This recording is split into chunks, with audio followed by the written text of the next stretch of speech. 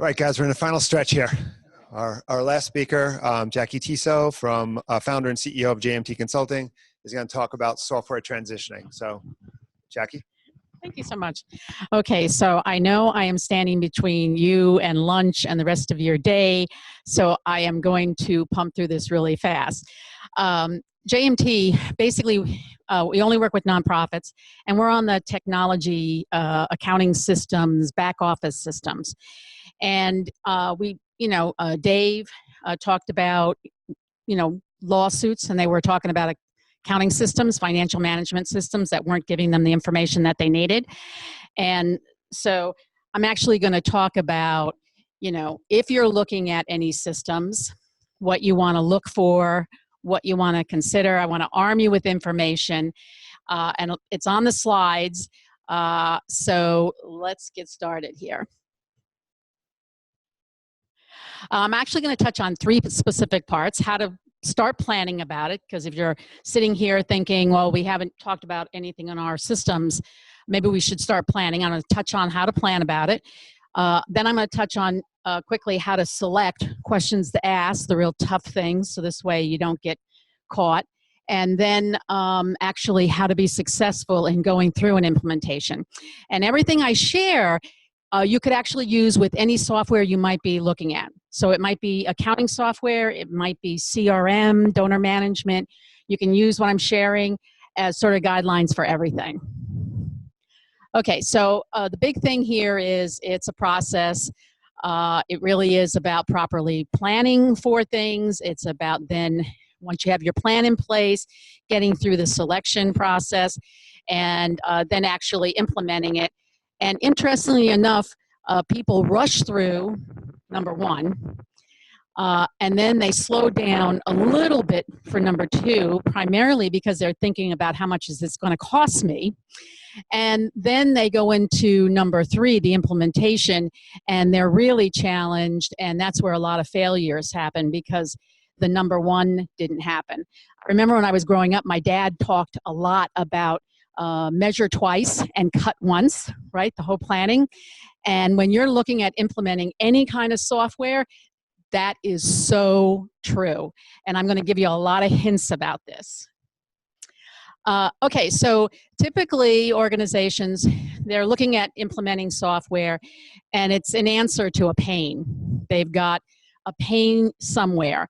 We saw those slides earlier about like the financial, not getting financial information. I just shared with some of my team, I had a board member call me yesterday. I was in another meeting, sent me a text saying, really important, I talked to you. And basically he wanted to talk about the fact that he was concerned they weren't getting the information, financial information that they needed in their board meetings. He's only been on the board 6 months. So he's a newbie, and he was getting concerned, and he wanted to just have some advice of what he should look for. And he was concerned because everything was coming out of Excel. And so whenever he asked for anything, they had to search for stuff.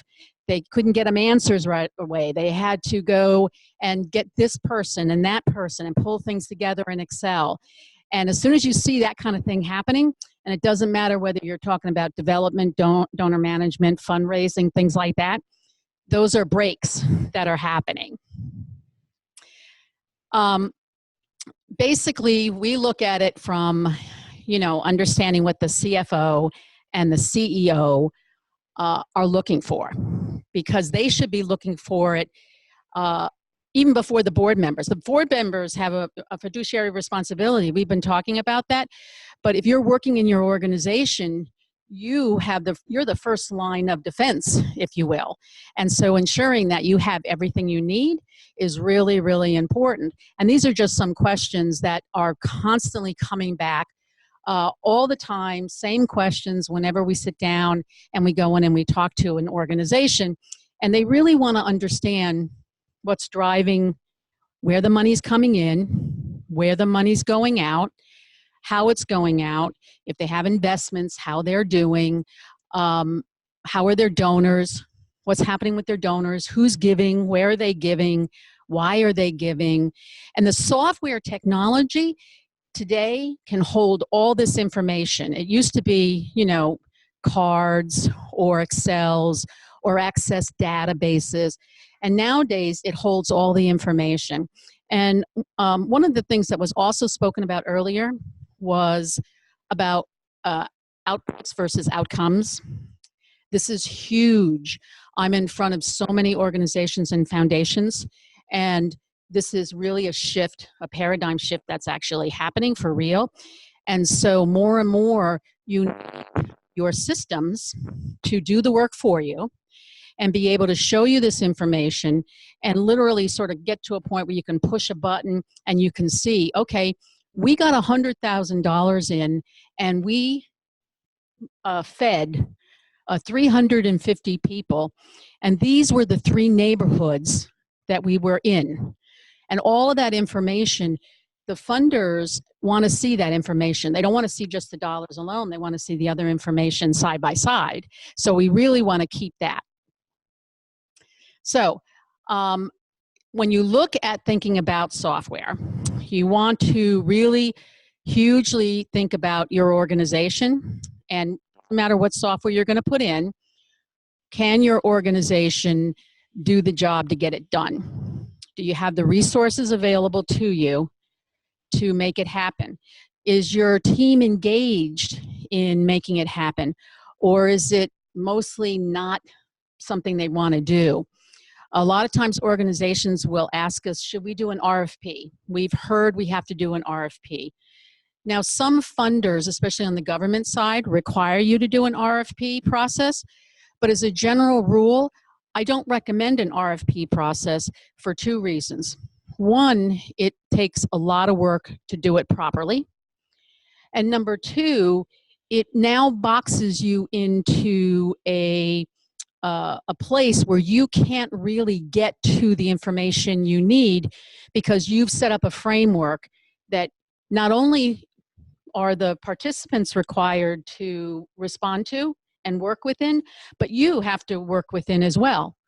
And one of the key things is when you're implementing any software, you really want to have a relationship with who it is that you're working with, and a long-term one. I call it, what you don't want to get into is what I call the dump and run. So basically, they are fabulous during the sales process. You see this wonderful demo of this software that just looks amazing. We all want it. Our team is sitting there looking at it and we're just like, wow. You get through the implementation, bumpy road, but you get through it. You're now using the software. 6 months, a year later, they're gone. And now where are you? What do you have? Who do you go to? How do you get things identified, fixed, worked with, trained? And that kind of stuff absolutely happens. So you really have to sort of think about that. You want to have a relationship with who it is that you're working with. You don't want to be a hostage to them, but you do want to be able to know that they're there, a year later, right? You want to think about all these kind of mechanical questions when you're looking at software. Really important. You want to really, integration is huge. So every organization is using multiple systems. So who's using a fundraising system here? Yeah, most people, hands got to go, right? Who's using any kind of payroll system here? Right? You might have a billing system if you're doing any kind of Medicaid or Medicare billing, any of that. So you got all these different systems. You have your bank. You may be going on to your bank account every day to draw down information. That's the system. You need your systems to talk to each other so you're not manually jumping through hoops. So that integration one is another really hugely important aspect. So let's talk about selection. Okay, so who's heard of the cloud here? Come on, right, everybody? Okay. So does everybody understand what multi-tenant software as a service means? Okay, so basically that's the latest technology. It's not bleeding edge. It's been around 10, 12 years. If you think about, if you go on to Amazon and do some shopping, right? This is a SaaS application. There's one software, everybody's going in and using it, and you're customizing it. Your bank, that's one platform of software. Everybody's using it. You can customize it and say, I'd like to have my statements, a link to the statements right on the front home page, right? So in software, we have different methods of deployment. And so when we talk about any software you want to think about or look at, you really want to think about, okay, what do I need this software to do? My pains, things that I'm getting or not getting that I want to make sure I get going forward. How am I going to deploy it, right? How am I going to get to it? And then what type of software is it? And I'm going to go through each of these quickly. So requirements. Now I'm taking this from a financial perspective because I think the finance system really is the hub of an organization in terms of back office systems. Everything that you do, it touches dollars in some way, shape, or form. It's going through a finance system, or it should. It's impacting your finance system. So I'm going to use that as an example. So you want to think about what requirements you have and need from your finance system. So the typical one I tell clients to start with right away, right, is it has to do like pay bills, right? Accounts payable. You got to maybe do some billing, got to do bank recs. You have to do all those kind of standard activities. But the big one that I talk to clients all the time about is reporting. Because almost without exception, every organization we go and talk to, when I ask them where their reporting is coming from, what do you think the answer is? QuickBooks is software, but what tool are they using? They take information from QuickBooks and then they put it Excel, right? But QuickBooks is actually a great example of that. Almost without exception, if you're in QuickBooks, you end up having to take it out of QuickBooks and get it into Excel. And you'd be surprised, even organizations, $100 million organizations with amazing accounting systems, when you ask them about reporting, analysis, they'll tell you Excel. And the thing is, you don't want to be dealing in Excel. You think about, there was a survey done a few years ago that actually talked about, they surveyed and did research for profit, over 7,000 firms, and they came back, 87% of them stating they had errors in their financials working in Excel. So, the numbers, you don't really think about it because we all love Excel. We're all addicted to Excel. It's so easy to use, right? We can just open it up. We know it. We can change something. We can reformat. But the thing is, it's a break. It's a break in control and accuracy. So you want to get your system. You can look at all of this, but you also want to make sure whatever system you're using, you really have the ability to get the information out of the system, and you don't have to jump through reports. Hoops to get it. And I'll give you an example of this. I went into one organization, and this was just less than a year ago. And I started talking to them about their system requirements, and I said to them, so tell me about the report writer. And, I'm talking about the software. And they said, well, we'd have to call Dave. Dave's our report writer. And this is what ends up happening. We end up getting so used to pulling information out and putting it somewhere else and manipulating it there and presenting it there that it becomes an issue. And like if you're looking at donor management systems, not just like finance systems, donor management systems, billing systems, you need to be able to get the information out of the system. So it's really huge. Okay, so best in class versus suite. Now, a suite software is basically a software that's built and designed to do everything. So like Salesforce, everybody who hasn't heard of Salesforce here, right? They're a big player. They're getting more and more popular in the not-for-profit environment. I actually think it's a phenomenal program. It is very, very useful. It is very user-friendly. And the Salesforce Foundation provides nonprofit organizations. They have an offering, you apply, but they have like first 10 users free for the software. So it is yes, it's a great system. And with that kind of offering, you can sort of get in there and try it out and see. It is also growing extremely rapidly for donor management and grant management, and just general constituency management. Salesforce wants to be a suite. So they created like an accounting platform product called Financial Force, and they're trying to get into the market more and more with that. They have a number of different applications that they call them Force. They have something attached to them. But that's a suite because they're trying to continue to build out this single platform to address a lot of different issues. Now, I think it's a philosophy that can work. I'm not 100% a fan of it, primarily because to date, nobody has really been super successful with it. I call it the going a mile wide and an inch deep.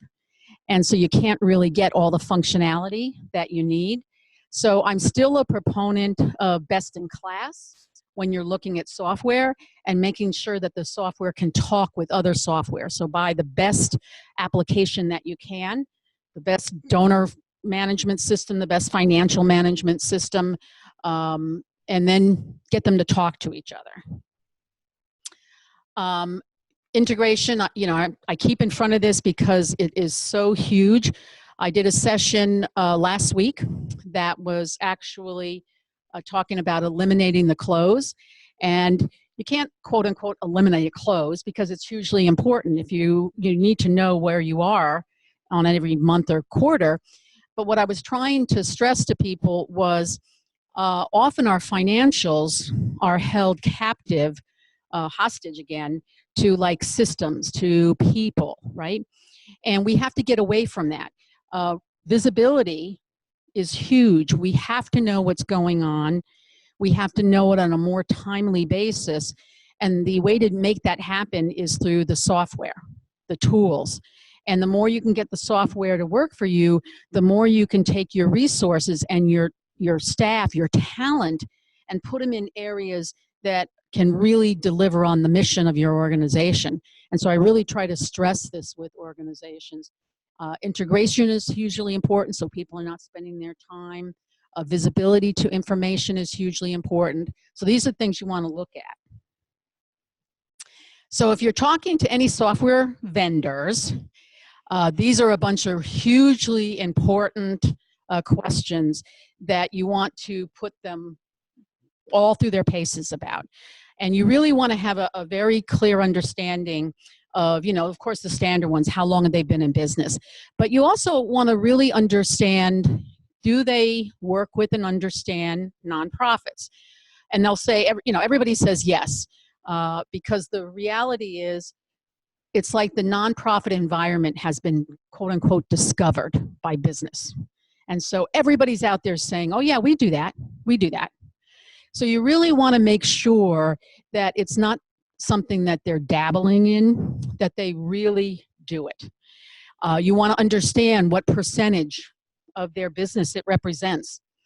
And you want to talk to people that are finished implementation, that are in the process of implementation right now, right? And I like to, it's really hard because we all know everyone's going to get their best references, right? You ask for references. Well, of course, you're going to do your job. You're going to ask for references, but everybody's going to give you the best references. They're not going to give you someone that said, our implementation, we're okay now, but it was hell while we were going through it, right? And that's just the reality of it. So you got to figure out all these ways to sort of get around that, if you will, and glean information about who's this partner you're going to work with. What's their staff made up of?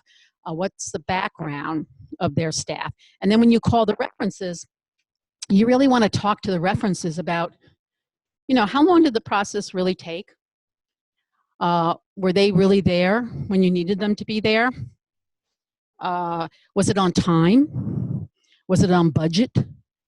You know, so when you get on the phone, you really, you know, and one of the great questions I like to ask, and because we're nice people, right? Most of us walking around are nice people, and someone asks this question, and we don't want to be mean. We don't want to be, you know, we try to be nice. So one of the questions I'll ask is, if this, you know, you were in a classroom, would you give this student an A, B, or a C? And you'd be surprised how much easier people find it to say, oh yeah, they'd get a B. Yeah, they'd probably get a C plus. You know, and it just gives you a little more insight.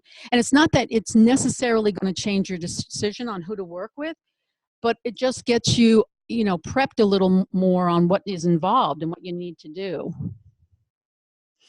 Support programs, hugely important.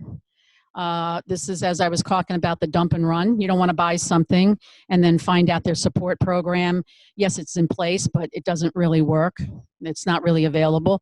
They have all these rules, so you end up having to pay more. I cannot tell you how many times I've had firms come back and said, well, we bought their support plan, but they didn't let us know that it was only basic support and it was limited to this. And so when we needed them, we couldn't get it. So you really, it's really difficult to understand, but you got to sort of think about what are the limiters that may be around any of this.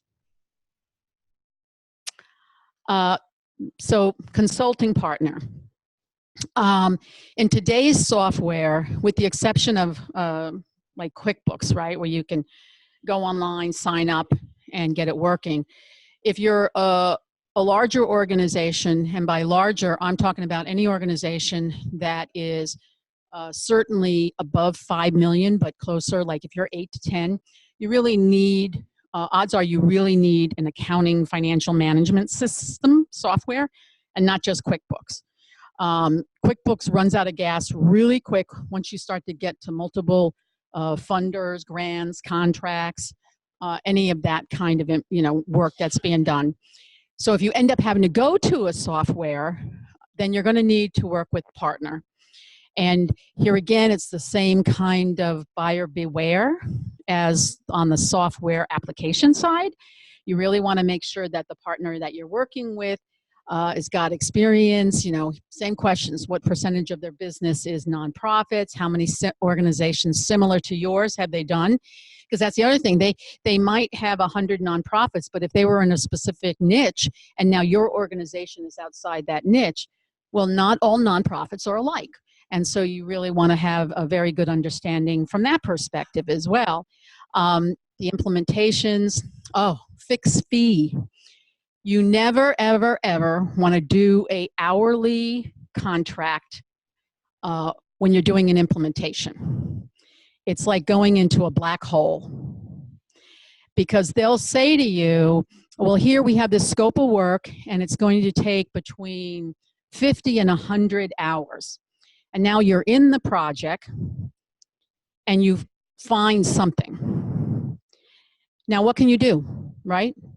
Can you say, well, no, I'm done, I can't go any further, right? No, you are caught. So I tell clients all the time, do not do an hourly project when it comes to a software implementation. Doesn't matter what kind it is.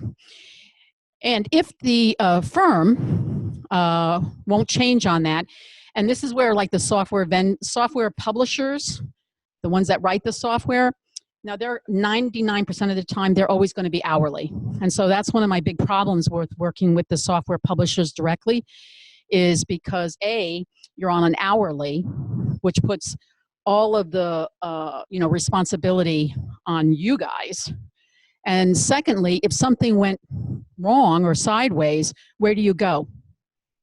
You're at the publisher, you're at the endpoint. Where are you going to go now?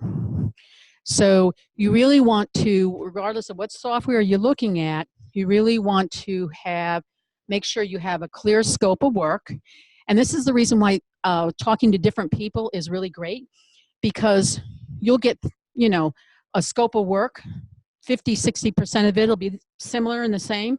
And then there'll be another 40% that's different. And now you've got some to look at each other and say, okay, why are these people different? Why is this one saying this over here and this one saying that over there, right? And you can really compare and hold them accountable to that. I mentioned about the nonprofit experts. You're really hugely important. The bench, most consulting firms are, when it comes to software implementations, they're under 10 employees. So if they're implementing 5 projects at one time and they're under 10 employees, what do you think is going to happen in your project? It's going to be tough. There's going to be resource constraints. So you want to understand about that, what their bench is, because I think that's really important. And then any specializations, if there's anything that you believe is unique with what you do, then you really want to find out, do they know how to do it, and ask for references that are similar to you so you can make sure, yeah, oh, they did a great job on that. They knew exactly what government grant funded, contract funded organizations need, and they did it perfectly. That's the kind of information you want to get. Software online. Now, we all do shopping online. In fact, there was another survey that was done not too long ago that said we now have our minds pretty wrapped around where we want to go 80% before we ever reach out and buy something. So it's the same thing with software. So whatever software you might be thinking about looking at, you want to go online and just Google that software name.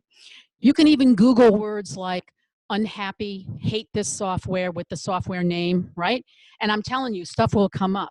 Now, granted, you got to do it with a grain of salt, because we all have to realize there are people that are nice and very happy, but there are times when things don't go great, right? So we have to understand that. But it's a good way to get an assessment. There are great market that are driven entirely by the users. G2 crowd, if you're looking at software, any kind of software, all of the input and reviews are verified, and they're done by users. So that's any kind of software you're looking at, that's a great place to go and check out to get intel on a software. It's called G2 crowd. There's a couple of other ones. They're not coming to me right this second, but if I get them, I'll let you know. Demo script, this is really important as well. Here again, doesn't matter what software you're looking at. And the reason why is because everyone will only want to show you the things that are fabulous in their software. You want to make sure that you're seeing what you need to see and confirming that it's fabulous for what you need. And also, this way you can, here again, if you're reviewing 3 different packages, you can make sure that the 3 packages are all comparable and you're not hearing 3 different stories from 3 different companies. So that's really important too. And then you want to go back and challenge them. So if they go off script, you want to, hold them to it. You want to say, look, we asked you to do this, and boom, you got demerits there, because we asked you to follow a script, and and if they're really good, they'll call you up and say, okay, I really appreciate the script. We'd like to introduce a couple other things that we think would be really important. Do you agree with that? So you just really want to put them through their paces. And price. Nonprofits get discounts. If anybody tells you that's not the case, that's wrong. They want your business, you will get a discount. Keep pushing, pushing, pushing. Hugely important. Okay, implementations. So this is the really scary part. You've done all the right things. You've gotten your planning, you've got all your team engaged, you've done your looking, you've seen the product, you've made a decision, and now you're in the implementation, and less than 30% of them are successful. Yeah, Exactly. Very, very frightening statistic. And, you know, and so what is success? Well, success is defined as the project was implemented on time, it was implemented on budget, and if we're doing the fixed fee, right, and we've done our scope, our planning about what we need, we should have addressed the money part pretty well. And it achieved the goals that we wanted. And here again, this goes back to the very first planning for this. You know, what are the goals? What are you trying to achieve? We want to automate reporting out of our system. We want to get online donations and increase our online donations. You want to be very specific, right? So projects fail. A lot of times they fail just because there really wasn't a clear-cut understanding of what the goal and the vision was for spending the money. At the end of the day, what was going to make your senior leadership and your board say, wow, we got what we paid for here. This is a home run. And you got to keep that in front of you while you're going through the implementation process. But those are the 3 reasons why the projects fail. So successful projects, and we do a lot of projects, very inclusive. You involve all our end users, anyone who's going to be potentially using the system or viewing anything from the system. You have them part of the conversation, so it's not senior leadership or management making the decision. The users are actually going to use it. You have your executive buy-in, right? So it's not the CFO or the controller saying, I really need this software, and the CFO is saying, and the CEO is saying, you know, we took a lot of money here. That's not going to work, because going in the gate, you've got a challenge here. So you want to really think about having your board totally understand what it is you need and why you need it and why you're doing it. You want your end users, you want everybody on the same page with this. The number 1 reason projects go upside down is there's no real project management. And most of the time, firms are depending on you to do the project management. And nonprofits, typically, we find, don't have resources, expertise, the money to get expertise in to manage a software implementation project. And it's a big job. It's got a lot of moving parts. And it is the watchdog, if you will, to ensure that what you bought happens, the timeline happens, you get trained, hugely important. So as you're thinking about any kind of software, CRM, whatever it might be, donor management, you really want to think about, okay, if this project's going to take 6 months, 4 months, who's going to own this project? Who's going to bring it to conclusion? Do we have it on staff or don't? Do we need to hire a consultant, or are we paying for the implementation company to do it? But you got to have a plan around that, because you can't wing it. You can't just say, we have so-and-so, and we're going to take 50% off of her plate. That doesn't work. That really doesn't work. I can tell you from experience that doesn't work. Lots of communication, you know, between you and your implementer, whoever you're working with on the software. You want them, here again, that nonprofit experience, you want them to have implemented similar projects so that they can make recommendations and best practices on all of that. The project plan, that's all part of that project management that I talked about, frequent communication. And also another thing is that buy-in that I mentioned earlier, it really is hugely important, because if you have one person who's not engaged in the project, what do you think is going to happen? Right. It is not going to work. And this is, you know, from a kid, I remember my mom talking about, you know, a bad apple can ruin the barrel, right? It sounds really harsh, but it is really true. And it doesn't matter what software you're working with. You really have to, if the person isn't engaged, then you have to figure out how do you get them engaged. You know, what kind of conversations do you need? What can you do and work with them about? Because having that is hugely important. And often it is a key person. It is a key person with your organization, and they're not engaged. So you really have to sort of think through, how do we get them as part of the team and engaged? Typically, there are 4 phases to any project. You're working side by side with whoever is representing the software and the implementation. You have the discovery. So you had like a mini version of that during the planning when you were thinking about buying software and implementing it. But now this is like a deep dive, because now you're going to check off all the boxes, make sure everything needs to work and how it works. And that's because software today, especially in the cloud applications, they are super powerful because they are made to work for literally any size organization, up to $500,000, billion-dollar firms. So because those built that way, they have lots of functionality. So you want to make sure that you go through this discovery process and you can get what you need from them.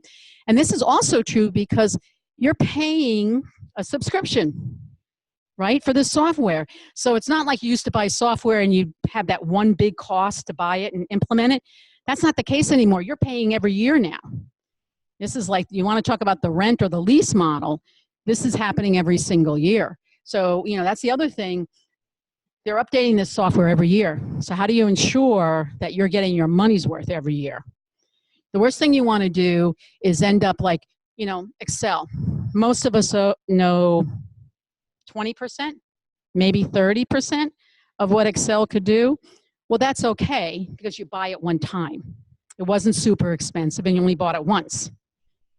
But if you're paying $10,000 a year for a really fancy software system, or $5,000 a year versus $300 for QuickBooks or whatever it might be, you're paying that money every year. So you got to make sure that baby's working for you. And all the softwares are this way now. They're all the real cloud. So you're paying a subscription. So then you go into design. And design is where the software gets built and configured and where it's validated. And that's not on you. Technically, that's first on the consultant or the software company. Then you go into your build and training, and then you do come to you, because once you're trained, that's when you can validate and test. That's your opportunity to test before it goes live. Now, this is another really huge part when you're talking to and evaluating any software. You want to find out what their testing, training environment is. Hugely important. I don't know if I put this on the slide.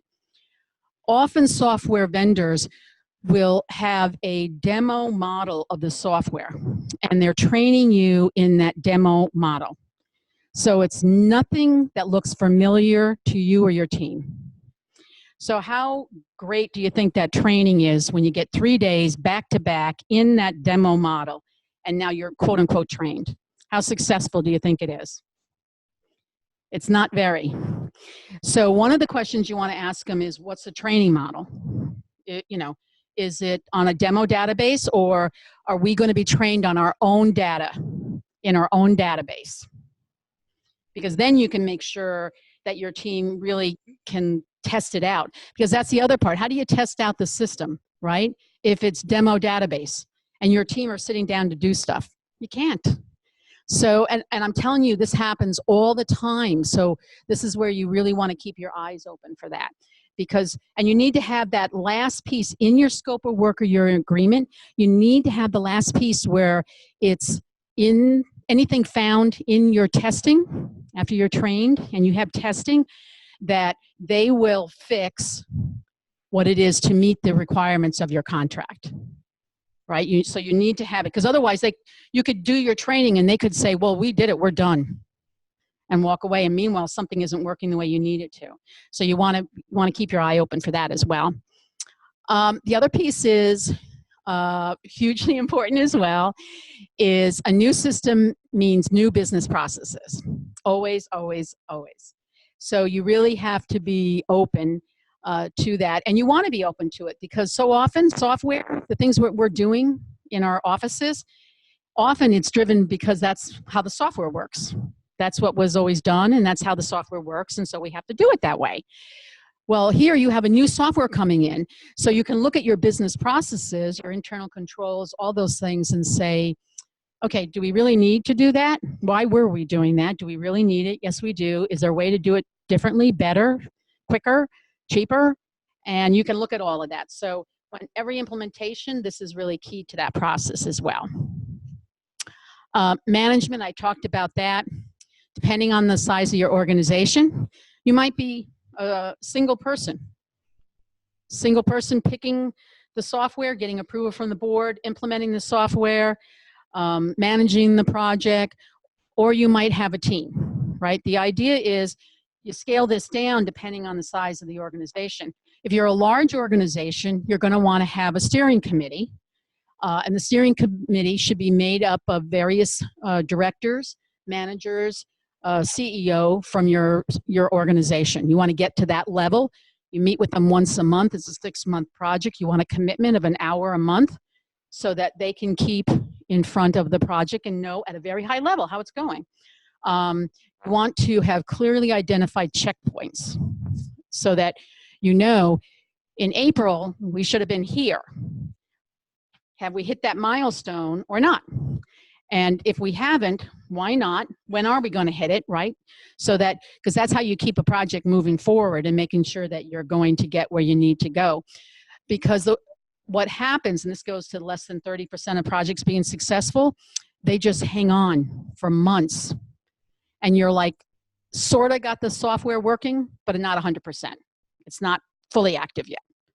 So you want to, really avoid that. You want to make sure you have a start, a middle, and a finish. And then you can go into a phase 2 or phase 3. And while you're doing the software, you're going to see things. Doesn't matter what software it is. You're going to see great things. And you're going to think, oh, I want that. Oh, my gosh, that's fabulous. You set it aside and you put it in the parking lot. Don't expand what you're doing in the middle of the project, right? You want to put it aside. Project plan. Here again, depending on the size of the project, if you have a project management team or anybody familiar with it, you might have an actual project plan with a Gantt chart showing the resources that are available to it. It really depends on the size of organization and the size of the project that you're doing. Then when we talked about the training, I mentioned about how you really want it to be on your own database. You don't want to have 5 days back to back, and because then at least 2 of those days are a total waste. You will not remember them. Your team will be fried. You don't want them going from 9 to 5. Here again, your team will be fried. So you really want to have, what's going to be successful when you're going through, your training. What resources do they have? I always recommend recording them. Even if everybody's right in the room, do go to me and record them, like it's sound and whatever, so that you have the screen and the sound, because it's a huge asset to be able to go back and look at something. Internet, as I mentioned, everything is in the cloud now, right? So you'd think this was like a no-brainer, but you really should double check and make sure that you have the accessibility to the internet that your team will need.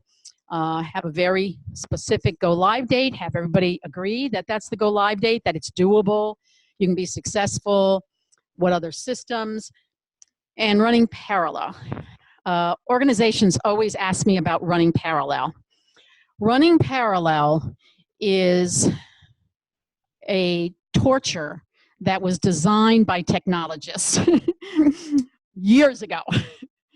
I do not recommend running parallel, where you mirror image everything you did for 30 days or 60 days in your new system. I do not recommend that. It really does not work for a number of reasons here. What I do recommend, and I'll share the reasons in a minute, what I do recommend is that you do what I call like little mini parallels, right? So you do a check run and you know, talking about an ERP system, you do a check run in your existing system, and then you take it over, and in your user testing, you put it in that check run in your new system, and you run your checks in your new system. You want to report here, you run it over there. So do mini testing. Test your, you know, if you're talking about finances, that's easy. Your opening balances all have to be there and balancing, right? But do not do a full-blown parallel. That's like 1980s. Software, hugely valuable, hugely important. It is an investment, but your return on investment is really going to be huge because there are so many benefits to doing it. Don't wait. You really should look at it. If your software, I spoke to, someone just this morning. I was talking about the fact that, we have cars. They're very complicated, complex things. Most of us will take them in every year for a tune-up, for maintenance, and yet we'll operate on our accounting systems, on our donor management systems for 20 years and not have them looked at. It's not good. So you should, at a minimum, have your systems looked at. You could totally keep the same systems, but have a maintenance review done and just check out, see how they're doing. All right, very good. Yes. What are your thoughts on nonprofit availability, Google Suite, Microsoft Suite, PayPal, or still to start a nonprofit that doesn't have $10,000? I think that they are a gift from God. And I absolutely believe that organizations should take advantage, whether you want to go with Google, whether you want to go with Microsoft, you absolutely should take advantage of them. They are really phenomenal. They have wonderful programs. So many of these software vendors have wonderful programs. So I recommend it hands down. And hence, like my mentioning about Salesforce.com, right? That's a great system that you could modify on your own, and you can keep all your donors, your contacts, whatever, and you can name fields yourself. You can do stuff, and it's free. So and it can grow with your organization. So I'm 100% proponent of that. Other questions? I hope I haven't scared you. Yes. Oh, yes, another very great group. Yes. Software distribution sites, so you get your software going, fee, and then instead of paying $800 for QuickBooks, pay $150. Yes. And that's a great one as well. You're absolutely correct. Yes. Yes, everything, all kinds of things. Yes. TechSoup, TechSoup.org. TechSoup. That's the organization that verifies they have an issue because they only recognize 501c3s. Threes, yes. I'm a 501c19, which is veterans. And I can't get them to understand that they're a non-profit consistently of veterans, not a government agency. Yeah, and that's true. That's an important point. They only do recognize 501c3s. I don't understand it myself. It just is what it is. So it leaves a lot of organizations out in the cold, if you will. So, all right. Well, thank you very much. Hopefully I didn't take you too far. Okay, I was good. So first of all, I want to thank everybody for coming. I want to thank our speakers, and I definitely want to thank Capital One for providing us the space and the food, and for sponsoring today's event. In your packet, there is a evaluation form. Please fill it out. It is 2 sides. I say that because last time a bunch of people only filled out 1 side. So it is a 2-sided form.